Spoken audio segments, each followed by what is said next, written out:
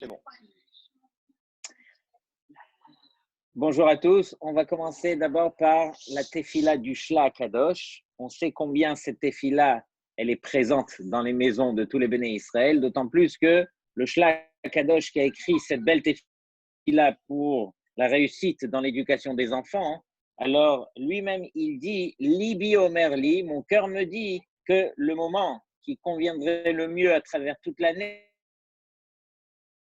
serait Chodesh Sivan, qui tombe cette année ce Shabbat, puisque Rosh Chodesh Sivan tombe Motzei Shabbat. Donc, le mieux serait de faire cette tefila, donc ce Shabbat cette année. Donc, on va voir un petit peu les différents avis. Est-ce qu'on a le droit de faire une tefila pour des choses personnelles pendant Shabbat? Est-ce qu'on a le droit, oui ou non? Donc, on revient déjà, il faut réaliser qu'il y a beaucoup de choses qu'on peut faire pour la réussite de nos enfants, surtout dans l'éducation de nos enfants. Mais il n'y a rien comme la tefila pour jouer un rôle aussi grand que de prier pour ses enfants. La maman, le papa, combien de fois, et ne serait-ce que tous les jours de leur vie, on se doit de prier.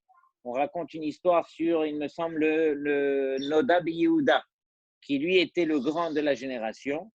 Et lorsque son fils avait l'âge de 13 ans, il a dû s'absenter de la ville et il donnait un cours devant 1 millier de personnes le Shabbat. Et voici que le Shabbat où le Nodab Yehuda il a dû s'absenter, il a dit à son fils de l'âge de 13 ans qui venait de faire sa bar mitzvah, c'est toi qui prendrais ma place ce Shabbat. Et voici que quoi? Que le fils donc a donné le cours à la place de son père. Et toutes les personnes étaient venues comme d'habitude et tout le monde avait été impressionné justement par la grandeur de ce fils qui était à peine à l'âge de 13 ans déjà, il parlait comme quelqu'un qui était rempli de Torah et tout le monde s'interrogeait mais comment il a pu atteindre un tel niveau? Quand le Nodab Yehuda est revenu dans sa ville, les élèves sont venus le voir et ils lui ont dit Godara, mais comment votre fils a un tel niveau, comment il a réussi? Et on a vu que le Rav, lui, n'était pas du tout impressionné. Les élèves lui ont dit, mais votre Rav, il n'a à peine que 13 ans et tout ça. Et donc, lui, il leur a dit, écoutez, depuis qu'il est né, il n'y a pas un jour où je n'ai pas versé des larmes pour sa réussite. Donc, au jour d'aujourd'hui, c'est évident que quoi? Que s'il a atteint ce niveau, c'est justement par rapport aux pleurs, grâce aux pleurs de son père. Et c'est vrai que la réussite de nos enfants, elle passe justement au travers ces pleurs qu'on a pour eux. Cette belle tefila qui a été écrite par le Shla, un des 3 rabbinim qu'on appelle Kadosh. Alors, il convient de la lire tous les vendredis. On sait que la maman, après l'allumage des bougies, ce serait bien pour elle de la lire. Elle n'est pas très longue. Mais dans tous les cas, comme je vous l'ai dit, le Shla Kadosh lui-même conseille de le lire Erev Rosh Chodesh Sivan, ce mois où on a reçu la Torah. Donc regardez bien, je vous dis quelques halachot, vous allez comprendre. Donc c'est marqué Nohagim Nehagid Be'erev Rosh Chodesh Sivan Tefilat Hashla. Donc on a l'habitude de lire cette tefila justement pour la réussite des enfants. Et pourquoi? Parce que la veille de Rosh Chodesh Sivan, c'est le Zman qui est le plus mesougal, qui est le plus fort pour prier donc pour ses enfants, pour avoir des enfants ou bien pour l'éducation des enfants. Et justement en ce mois où on a reçu la Torah et sur lequel on est appelé Bani Matem Lachem Elokechem. Vous êtes les enfants d'Hachem, du fait que vous êtes considérés comme les enfants d'Hachem. Donc, en ce mois-ci où Hachem nous appelle ses enfants, il conviendrait pour nous de prier pour nos propres enfants. Maintenant, le détail halachique qui revient pour cette année, du fait que cette année, donc, comme on a dit, Rosh Chodesh Sivan tombe Motzei Shabbat, est-ce qu'on a le droit de faire des prières personnelles donc pendant Shabbat ou pas? Alors regardez bien, il est marqué ici Tané be Yerushalmi. Donc dans le Yerushalmi, il est écrit Asur la Adam litvoa tzrachav ve Shabbat. Interdit pour l'homme de revendiquer, de demander ses besoins personnels pendant Shabbat. Et comme ça, c'est mentionné donc dans le Shulchan Aruch, que les besoins personnels d'un homme pendant Shabbat sont interdits. C'est une des raisons pour lesquelles on ne prie pas pour des besoins personnels pendant Shabbat. Une autre raison, les fiches et Tfilat Ashlanit Kena Beyom Erev Rosh Chodesh Sivan Dafka, du fait que donc la Tfila, elle a été instituée donc pour Erev Rosh Chodesh Sivan, et dans l'année où Erev, la veille de Rosh Chodesh, elle tombe pendant Shabbat, Igdimu et Yom Zel Yom Chamishi, ils ont devancé, donc ils ont demandé de devancer cette tefila, de le faire depuis jeudi. Donc aujourd'hui, vous avez jusqu'à la tombée de la nuit pour la dire. Dehainu Erev Rosh Chodesh. Mukdam ve'az achen ra'ui le'ombro. Donc comme ça, certains disent qu'il conviendrait de le faire cette année ainsi, de le devancer au jeudi et donc de faire cette tefila donc aujourd'hui. Tout le monde n'est pas d'accord sur cet avis. Il y en a qui disent qu'il conviendrait de le faire vendredi. Et il y en a qui disent que non, que même le Shabbat, cette année, ça serait permis de le faire parce qu'on va voir trois raisons pour lesquelles on permettrait de faire la tfila du Shla, même le Shabbat. Première raison, Rabbi Nechunya Kodem Seder Alimud, c'est marqué que Rabbi Nechunya ont fait la tefila avant d'étudier. On demande pour des choses qui sont spirituelles.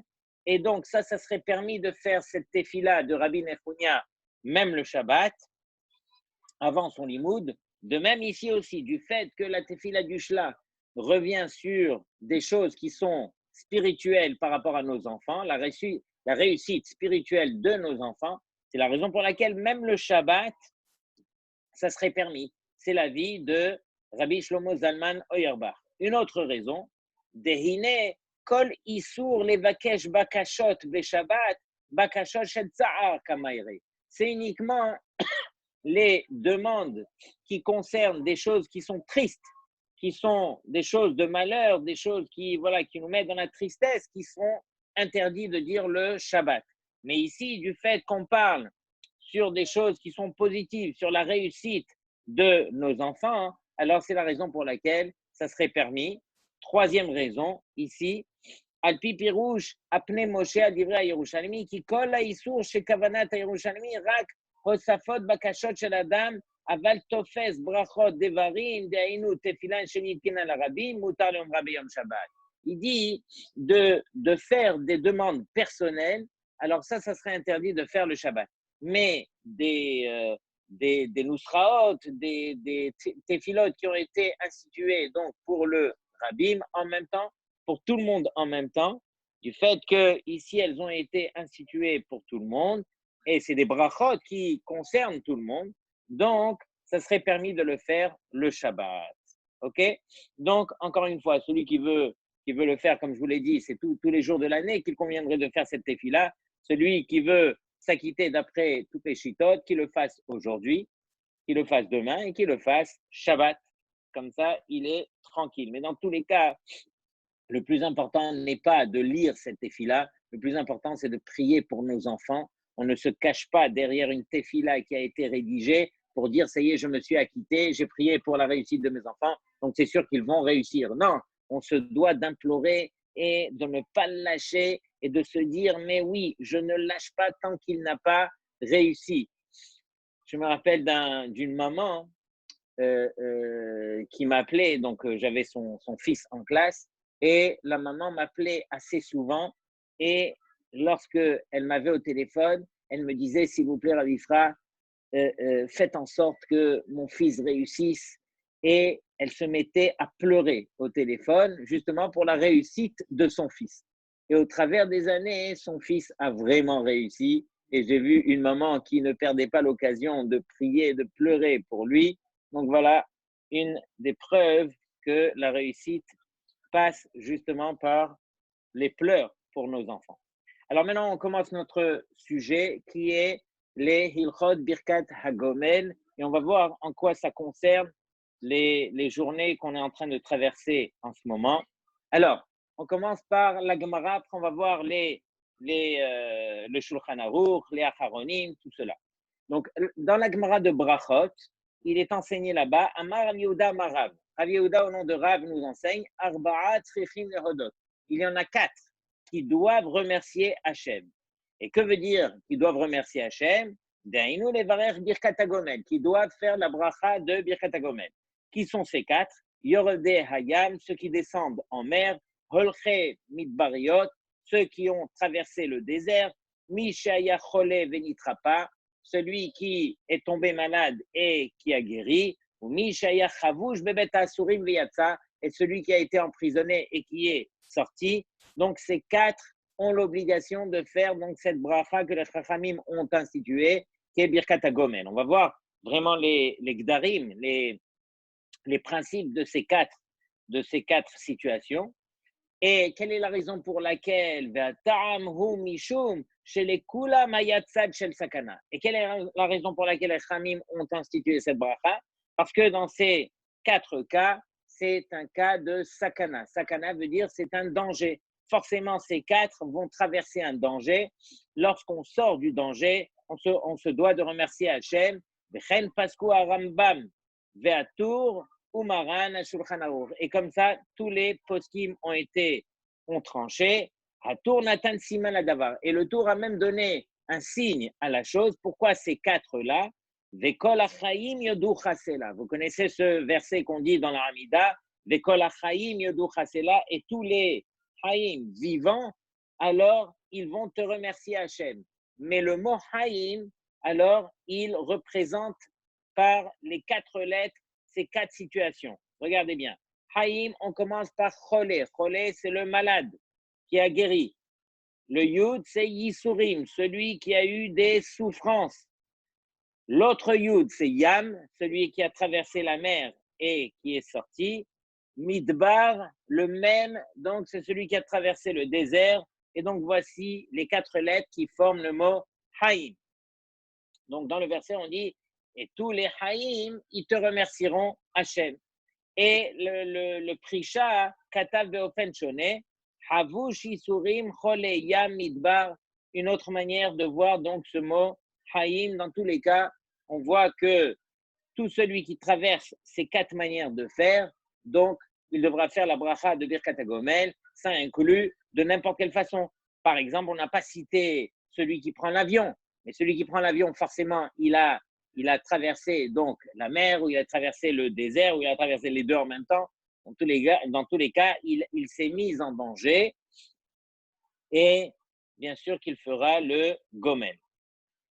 Donc, on va voir maintenant quel est le Geder. Comment est-ce qu'on peut définir que veut dire un Chavouche? Chavouche, c'est celui qui a été emprisonné. Le Magen Avraham, il écrit Shachiyuv levarech hagomel hu almi shenichnas lesafek sakana. D'après le Magen Avraham, même si on rentre dans un danger, mais un danger dans lequel on n'est pas sûr que c'est réellement un vrai danger. Et donc, on dit comme ça, que celui qui a été chavouche, celui qui a été donc emprisonné, dans tous les cas, alors il sera jugé comme si il était rentré dans un vrai danger. Il ne se peut que quoi? Qu'il aurait eu quelque chose de grave en prison, ou bien qu'il serait resté là-bas encore plus longtemps. On ne sait jamais qu'est-ce qui peut se passer là-bas. Dans tous les cas, on se doit de le juger, même s'il y avait un safek, on se doit de le juger comme quelqu'un qui était Besakana. Ici, le Rimigash, un des Rishonim, il nous enseigne Ho'il ve'ya chavoush bebet hasoar kelo bebet hakele velo haya moshel benavsho. Il parle des prisons de l'époque, que même les prisons de l'époque qui étaient très dangereuses, même si on va dire qu'on ne l'a pas emprisonné dans ces prisons qui étaient des plus dangereuses, quand même lorsqu'on va sortir de là-bas, alors on se doit de remercier Hachem parce que son cas aurait pu s'aggraver et qu'on aurait pu le transférer d'une autre façon. Dans tous les cas, on se doit de faire cette bracha.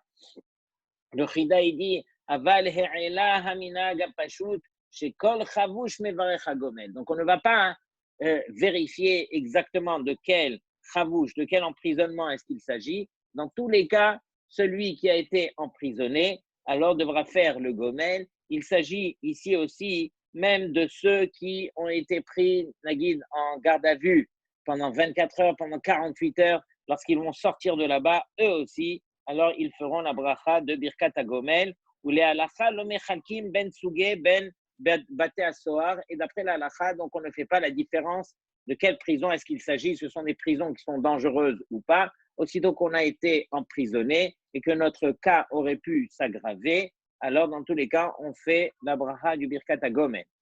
Maintenant, qui est appelé malade sur lequel il pourra faire Birkat HaGomel en sortant de sa maladie?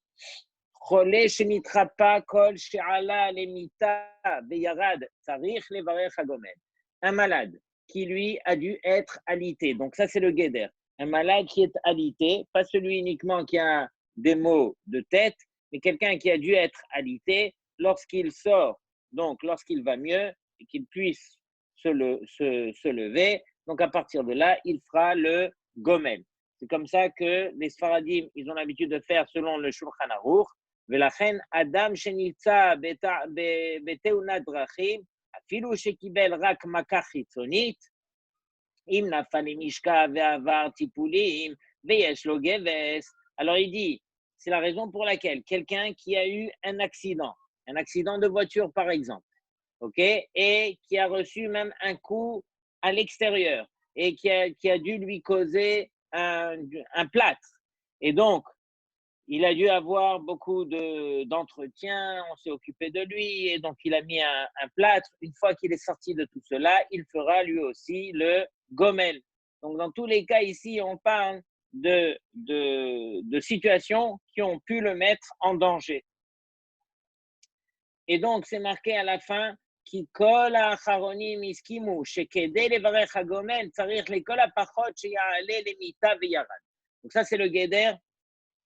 Au minimum, c'est celui qui est monté donc dans un lit à cause de sa maladie, et lorsqu'il en est sorti, alors il fera Birkat HaGomel.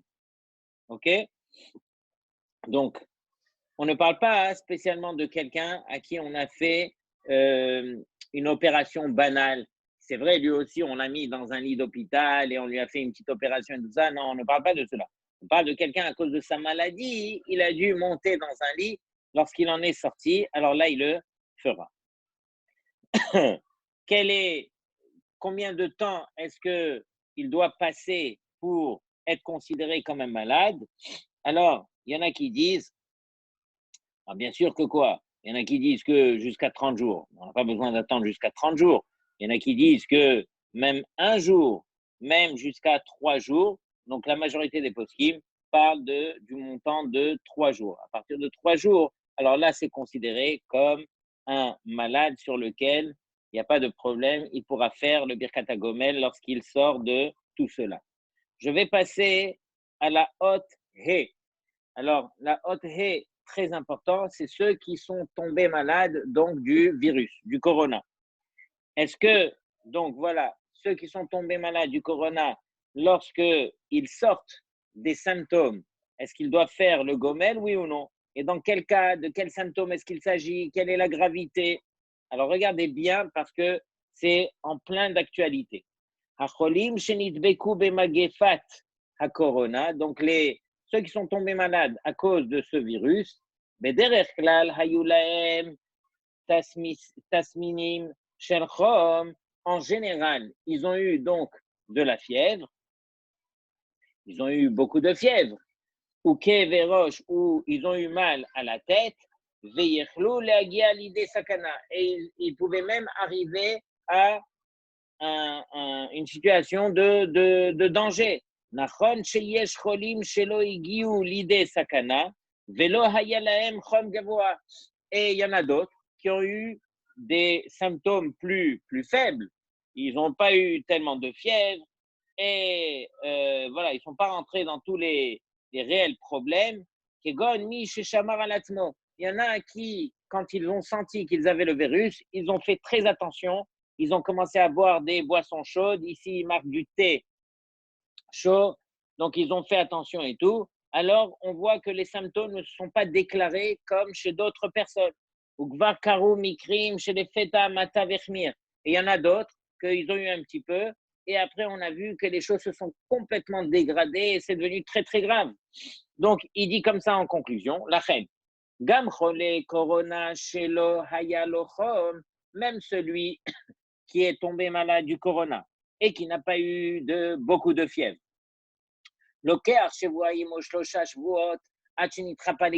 Il a pris 2 à 3 semaines avant de guérir complètement. Et entre-temps, c'était interdit pour lui, il était en confinement, donc c'était quelque part une punition. Donc il était en confinement, il a eu les symptômes qui ne se sont pas déclarés aussi graves, mais il a dû être en confinement pendant 2 à 3 semaines. Quand il va guérir complètement, lui aussi devra faire le gomel, et à plus forte raison pour ceux qui ont eu tous les symptômes, malheureusement, lorsqu'ils sont sortis de tout cela, lorsqu'ils ont été à l'hôpital à plus forte raison, bien sûr qu'ils feront le gomel. Tout ça, on le fait lorsqu'on monte à la Torah. Alors, entre les aliyot, il y en a qui le font à la fin. Alors, il est bien que chacun fasse le gomel. Il est vrai que le gomel, on puisse s'acquitter. Il y en a un qui le fait et qui acquitte tout le monde. Mais le mieux serait que chacun le fasse pour montrer combien cette bracha, elle est chère envers ses yeux, puisqu'il vient pour remercier Hachem. Je ne vais pas m'acquitter de quelqu'un qui est en train de remercier Hachem. Je préfère le faire de moi-même. C'est toujours plus grand. Ensuite, lui, il va passer à ceux qui ont cholé einaim. Donc, ceux qui ont eu un problème aux yeux. Le Shulchan Aruch est très, très mahmir, pointilleux pour toutes les maladies qui peuvent tourner autour des yeux. On est mechalel Shabbat, même sur un safek choli einaim, quelqu'un qui a eu voilà, récemment, on a emmené un groupe de jeunes au ski. Et pendant le ski, il y en a un pendant le Shabbat, son œil a gonflé. Vraiment, on était très, très choqués. On a dû le prendre en voiture et l'amener directement à l'infirmerie, qui se sont occupés de lui et nous ont dit que vraiment, c'était un cas qui était très grave. Donc, que ça nous paraisse grave ou pas, lorsqu'il s'agit des yeux, on doit faire très attention. Le Shulchan Aruch donc nous permet donc de faire de transgresser le Shabbat, comme on a dit, pour aller. Et une fois qu'on est sorti de cela, du fait qu'il s'est mis en danger, alors il fera donc le Birkat à Gomer. OK? Quelqu'un qui a subi donc une opération à l'hôpital, OK? Dans des cas qui étaient assez graves, ça veut dire on lui a fait on l'a endormi, comment on dit ça? Anesthésie générale, et donc on lui a fait une opération, quelle qu'elle soit, lorsqu'il sortira de cela, il fera le Birkat Hagomel.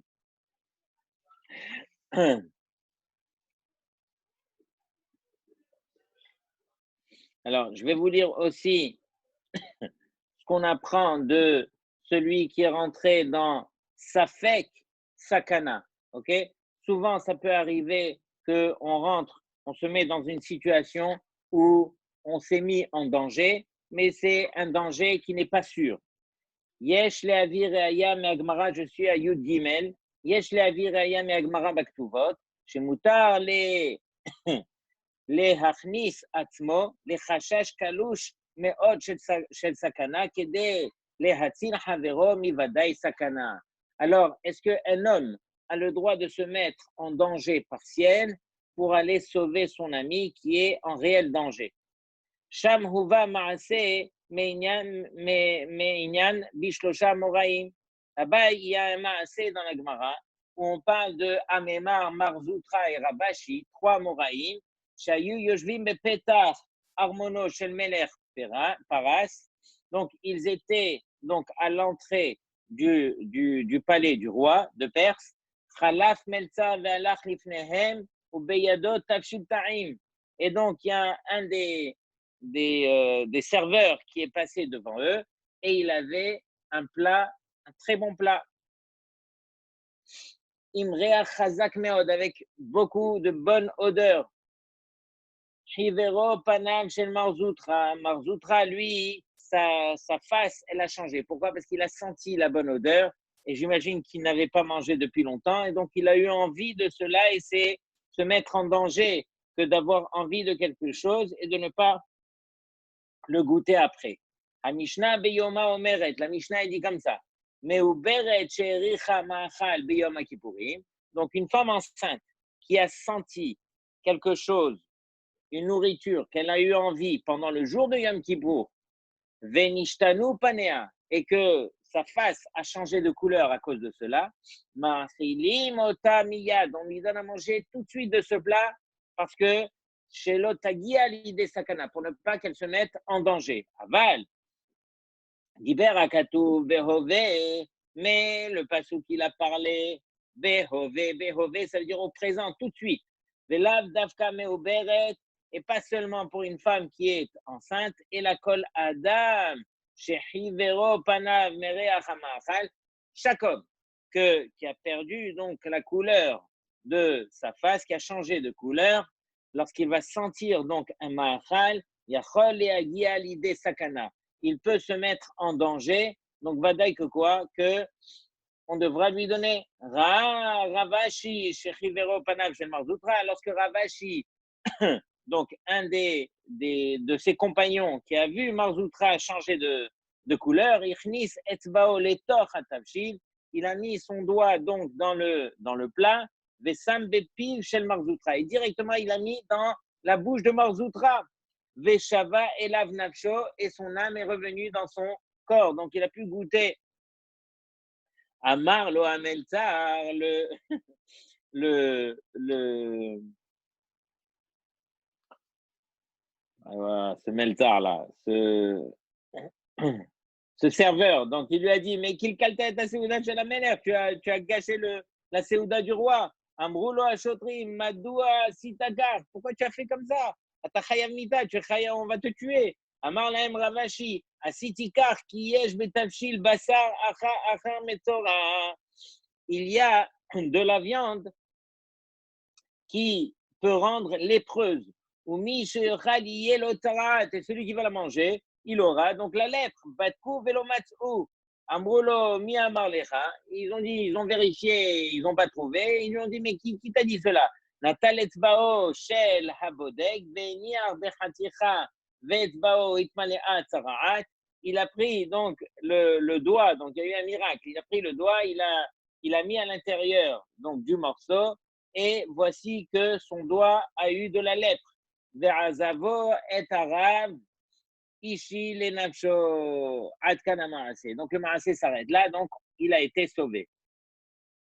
Velichora ech Rav Ashi ichnis atzmo le safek sakana. Et ici, a priori, pourquoi on nous a raconté tout cela dans la Gemara? Comment est-ce que ce Rav Ashi, il a pu se rendre en danger, se mettre en danger pour sauver donc Marzoutra et la Kanir et Hevin Ravashi shechacha sheragu oto ou katan meod.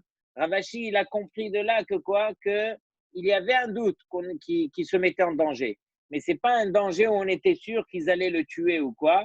Ou les safek kazé katan, et pour un petit doute pareil, mutar le adam yachnis atmo al menat le atzil et travero mivadai sakana, de se mettre dans un petit danger pour sauver quelqu'un qui est dans un danger qui est réel, un danger qui est sûr, alors va dire que quoi? Que dans ce cas, ça serait permis. Mais autrement que cela, alors on essaye d'éviter ce genre de choses, que de se mettre en sakana pour l'autre, ça serait interdit. Et donc, Ikar, la halacha ou les ma'aseh, regardez bien comment est-ce que le Rav, il est possède selon la halacha. Mutar ou mitzvah litrom, kelea achat la chole, klayot. Ça serait permis de donner. Vous savez que lorsque quelqu'un a besoin, d'un rein, transplantation de rein, alors il y a peu de personnes qui peuvent donner le rein à ce malade. Il faut vraiment que ça corresponde à tous les niveaux. Et donc, lorsque on trouve que ça correspond au rein de Réhouven, est-ce que ce Réhouven a le droit de se mettre en danger et donner donc un de ses reins à Shimon pour lui sauver la vie? Est-ce qu'il a le droit ou pas? D'après la halacha, c'est une mitzvah et c'est permis de donner un rein à un malade qui va mourir.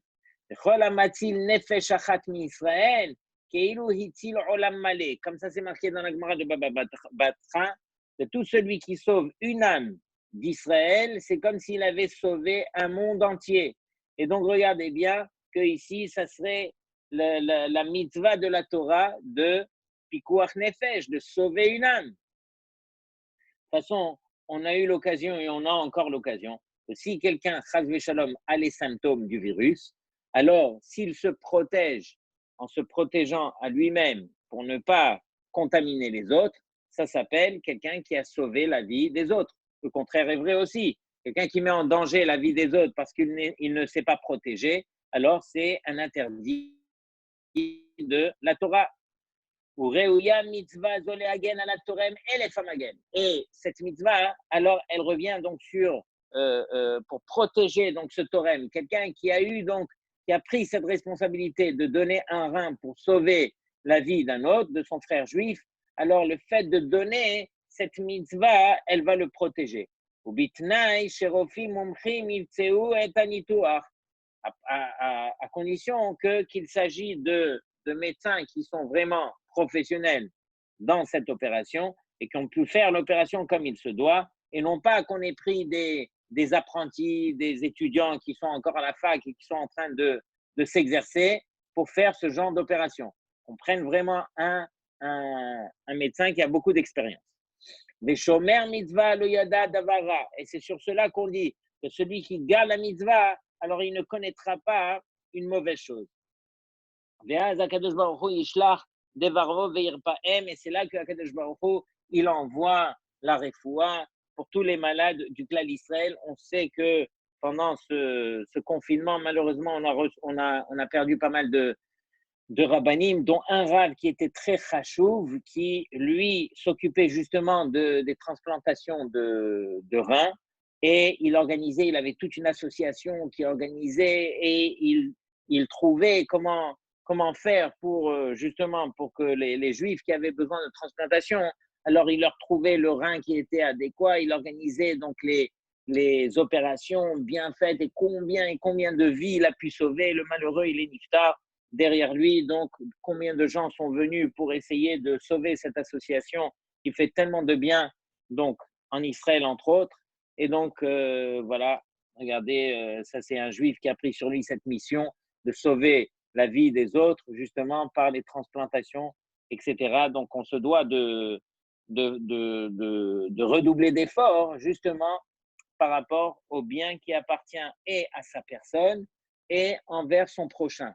Pikuach Nefesh et tout ce qui tourne autour de Sakana, c'est une vraie soulia. C'est une des raisons pour lesquelles les rabbinim ont vraiment crié de la façon la plus claire, la plus forte, que lorsque c'était interdit de prier dans les choux, lorsqu'on pouvait mettre des gens autour de nous en danger, alors il était hors de question que de suivre la halakha des rabbanan, que de prier Béminyan, plutôt que de suivre celle qui est d'Oraïta, de sauver la vie des gens, de mettre en danger la vie des gens pour une halakha des rabbanan. Et le Shulchan Aruch le dit, vaut mieux ne pas le dire souvent parce qu'on peut tomber dans un piège, mais le Shulchan Aruch, il dit, Hishtadel, l'homme devra faire les efforts pour prier Béminyan.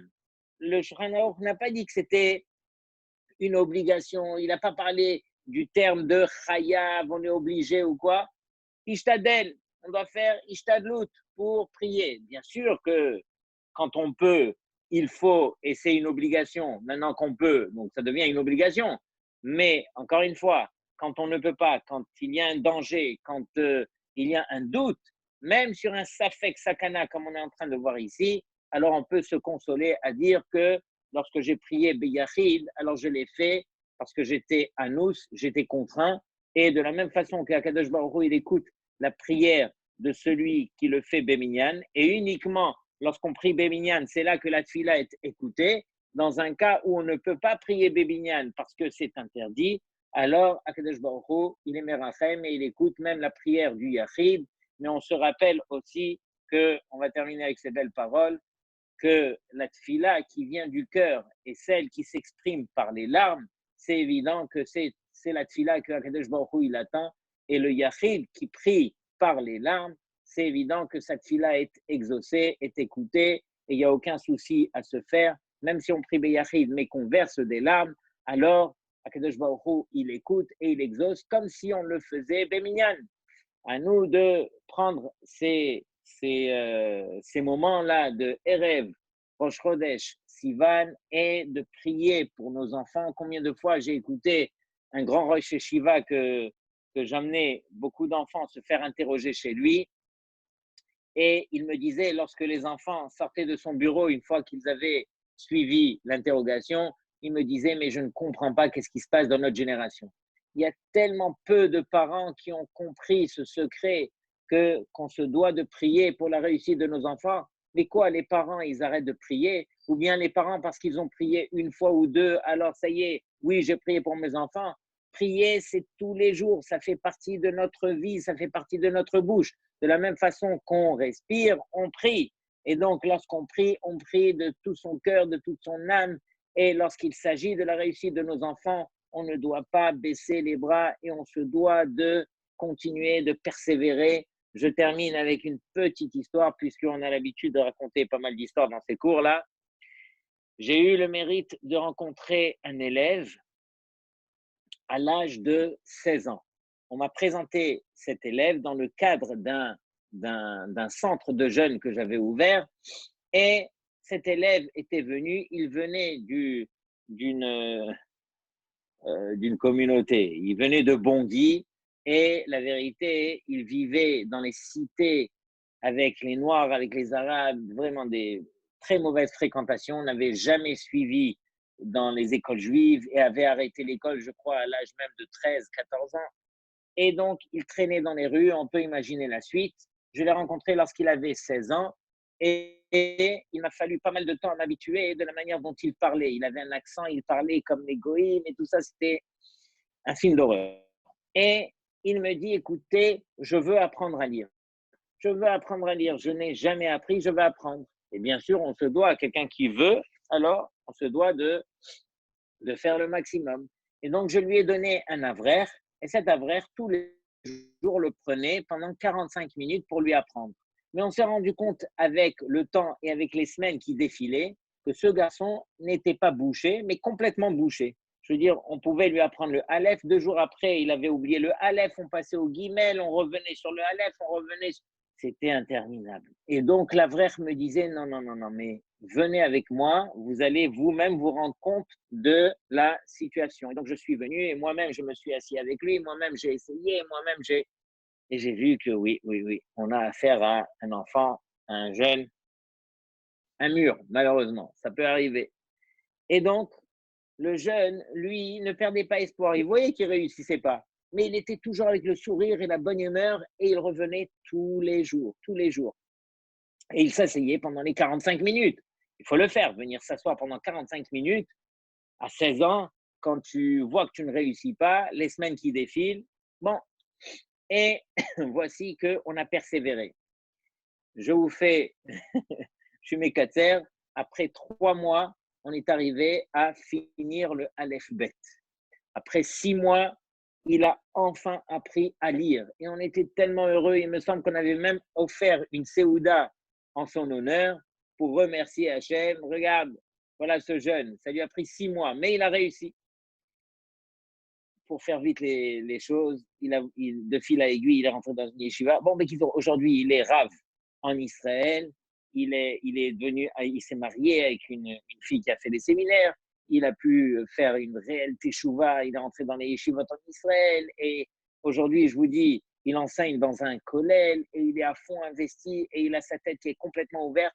Parce qu'encore une fois, la réussite dans la Torah dépend uniquement d'Hachem, dépend uniquement de notre filote, ne dépend pas ni de notre intelligence, ni de ce qu'on peut imaginer.